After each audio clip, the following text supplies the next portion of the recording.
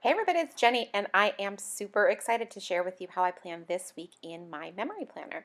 There is a look at last week, and I loved all the cheerful goodness and all of the brand new happy memory keeping products. I think they're just absolutely fabulous. The colors are wonderful. I could go on and on. I'm going to use this kit from the Planner Society, and I'm really excited about all the really pretty florals, and I have printed out my photos using my Canon Selphy printer, and I print, I'm sorry, all 2 by 3 photos this week. So as you can see, I am laying them out in different spots during the week. I do try to keep them fairly close to when they actually happened. However, I'm not necessarily overly married to that. So if I need to move them around a little bit and stuff like that, I will. It's not that big of a deal to me. I am fairly flexible in that way. Now I'm going to trim down this pattern paper. I am measuring twice so I can cut once. I screw that up every time, don't I?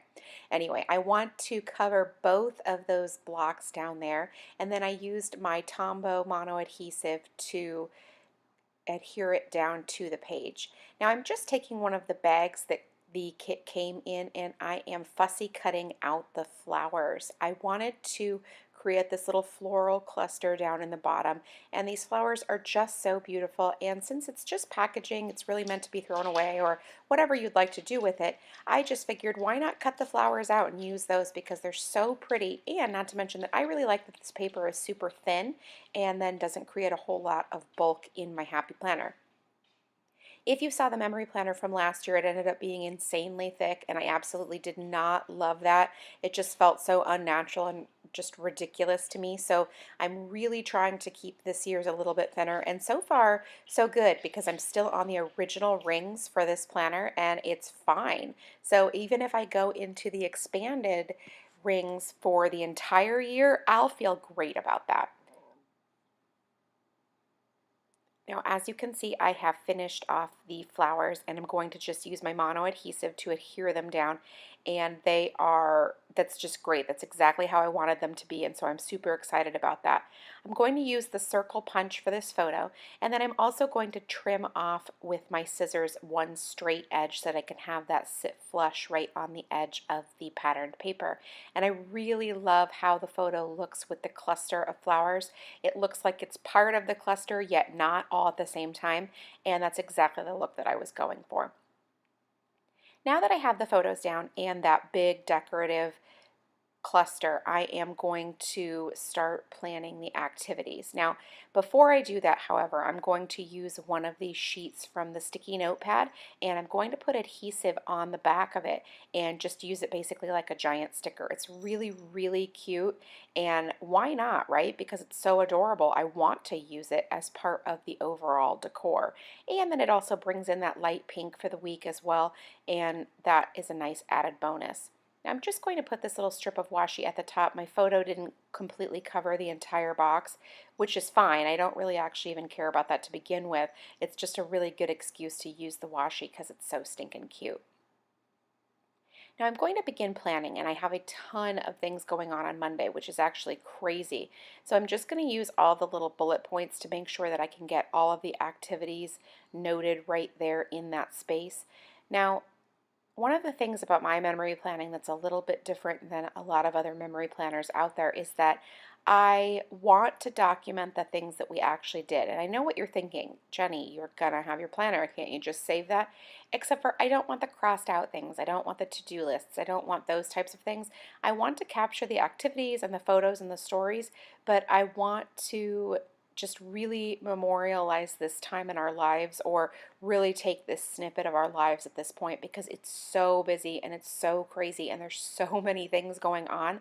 So I want to make sure that when we look back on this time in our life, which is going to be, this is really just going to be such a treasure. So as you can see, I am still adding and adding and adding with the little bullet points. There were so many things going on Monday, and I could hardly even make it work. But since this is a big happy planner, there's lots of room there, and it really does work there.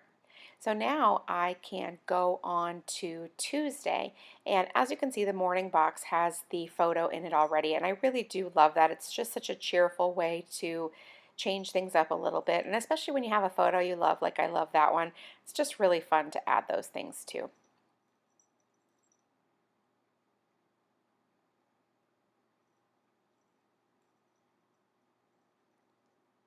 Now I'm adding the boxes, and one of the things about the Big Happy Planner is that most stickers are not sized for the Big Happy Planner.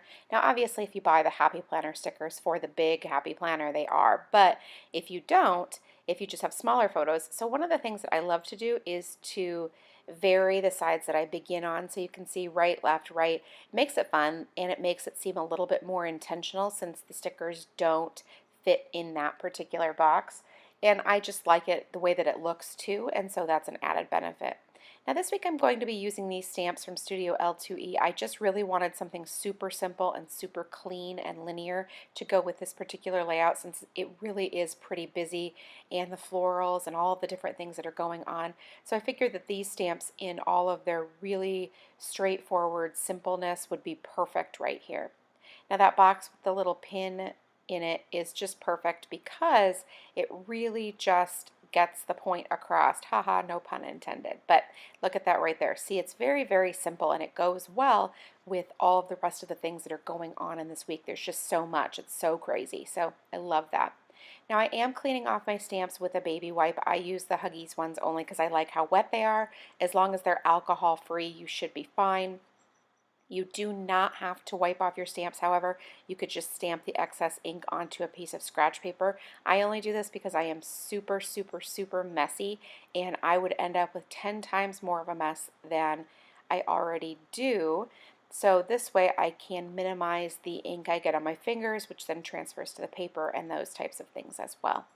So now I am going to continue on, and I'm going to use a different little stamp. This time these have the little bit of text at the top, which is actually really nice because then I don't have to write the text in there. So like say for practice, for example, I don't have to write practice. I can just write my son's initials and the time, and then it's obvious to me that, oh yeah, it's practice since it's already printed on the stamp. So that's pretty handy dandy. Now again, more stamping. I really do love the balance of stamps and stickers together. Not only do I like the way that it looks, but I feel like stamps are, in the long run, a really super economical choice. And so you can get so much more use out of your stickers by combining them with stamps. So like a kit that's maybe meant to last a week, well, you could probably stretch it to 2 or 3 weeks by using stamps in conjunction with those stickers. So definitely it is a great choice for that as well. Now you can see that sometimes I use quarter boxes and sometimes I use half boxes. I really do prefer the half boxes, and I'd probably use all half boxes if it were totally up to me, but kits also come with quarter boxes, and obviously you can get more of those on a sheet as well. So I do absolutely combine the quarter boxes as well with the half boxes. Now the left-hand side is mostly finished. I'll add a little bit here and there to the rest, but I'm going to go ahead and start working on the right-hand side. I'm going to adhere my photos first since I do have an overall place for them to go that is fairly pleasing to the eye. And whoops, look at that, screwed that up, put it on the wrong day. So now I've moved it over and I'm going to adhere that last photo down to the bottom. Then I will use my adhesive eraser to get the excess adhesive off the page. Most of the time you could just use your finger and rub the rest of the adhesive off, but the eraser just smooths it or speeds the process up a little bit, and any stubborn adhesive is much easier to get off. Now I'm going to use the stamp that came in the Planner Society kit, and this is one from China, so they stick to the paper a little bit more and those types of things. Oopsie, look at that, it doesn't fit on my regular stamp block, so I'll have to pull out a slightly larger one. I'm priming the stamp by rubbing it thoroughly over the back of my hand. That helps you get a much, much cleaner impression on the stamps that are created in China that are made out of acrylic. Look at that, see? The little excess ink that I transferred off. I promise you, it'd be like 100 times worse if I didn't clean my stamps because it just ends up so messy. But anyway, so the Chinese acrylic stamps, you really, really, really need to prime them. Rubbing them thoroughly on the back of your hand will do the trick. As you can see there, I got a perfectly clean impression. I'm not stamping on anything. It's just my smooth, flat surface. I don't have anything back there. I didn't rub it with any third-party thing. I literally just used the back of my hand and made sure I got the entire surface. And you do need to do that each time you use the stamp, but it will definitely help a lot and you'll get a much cleaner impression. Then I use my Tombow dual brush pens because they're just so much stinking fun. And I'm coloring in the stamp. And I thought it would just be really cute, the mason jar full of lemonade. I mean, how fun is that to add a little bit of color to that? Now, I will use that to write in an activity, which I think is even more fun. Like, I just think the whole thing is just so stinking cute. I could use it pretty much every freaking day. I love it so much. But anyway, so that part is finished right there, and I love how it's all coming together. It just feels like such a good representation of our week, which I can't even believe it because that was the very beginning of summer break, and now summer break is over. Can you even believe that? Anyway, so just continuing on the stamping trend, because most of the time once I get started with stamping, I can't stop because I really do enjoy it very, very much. I really find it to be so fun and relaxing and just such a good way to feel artistic, even though you're not really necessarily creating anything totally different or new or anything like that, but it's just really a good way to feel crafty and like you're really being creative and having a little bit of creative time.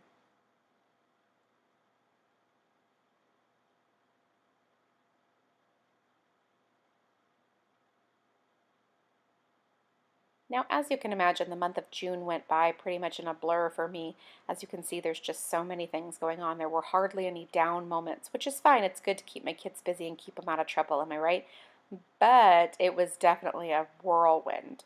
Now for Friday, I used that decorative box, which is obviously just meant to be a full box sticker, but in the Big Happy Planner, that's a little bit harder.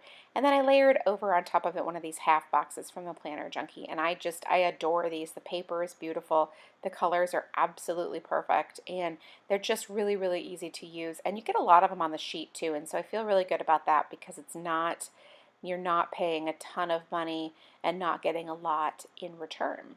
And then using that cute little basketball right there to go with it is just even more awesome. I absolutely love it.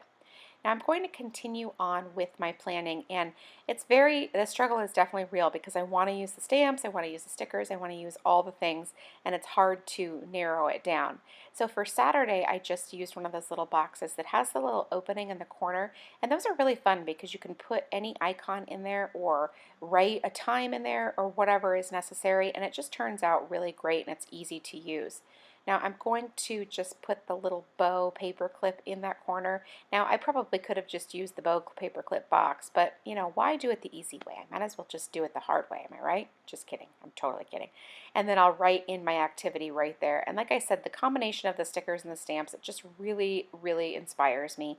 And as you can see, I mean, I'm placing them right next to each other, and I just love the way that that all sort of turns out and melds together fairly seamlessly. Now I'm going to do the same thing here on Saturday by using a full decorative box and then one of these half boxes from the Planner Junkie. I really liked the way that looked. It turned out better than I had even expected. And it's a nice way to bring the functional and the decorative in together because as you'll recall, this is my memory planner, so there is a little bit of scrapbooking involved. It's not just all completely function. So it is really fun to just kind of make some things a little bit more decorative. Now again, we have run the gamut. I've used just about everything on Saturday, so I might as well also pull in a little bullet point. Am I right?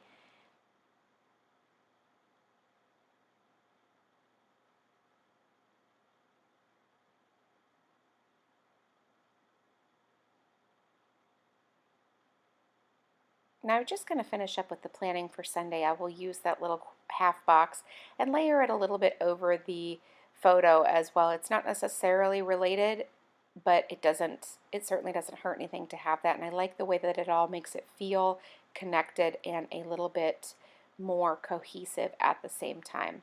Now, as you can see, I am measuring my box. Again, I measure them every time, regardless of the fact that I actually know the dimensions in my head, but I want to make sure I don't screw anything up. And then I'm going to take this little bag and use the packaging to cut out and use in the full box as a little decorative element. I mean, the bag is just so stinking cute. It would be a shame to me to let that go to the waste, and I have the perfect space for it right here, so why not do that?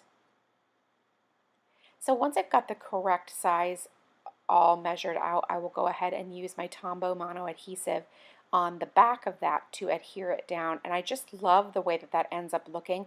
It's so, so cute, and it's really just a piece of packaging. It's not even like a real thing. I mean, obviously it's a real thing, but it wasn't meant to be an embellishment. And that's one of the reasons why I love thinking outside of the box a little bit, thinking a little bit differently or unexpectedly. Now I'm going through some of these smaller stamps and seeing how I can use those here decoratively or functionally for any of the last little bits that I have. I wanted to make sure that I filled in any little bits and pieces and those types of things.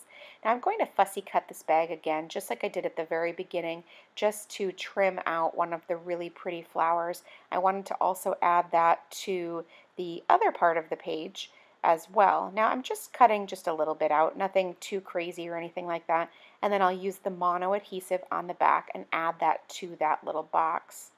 So cute, am I right? I just love all these different little elements. They're just really fun and summery, and they just feel super fresh to me as well.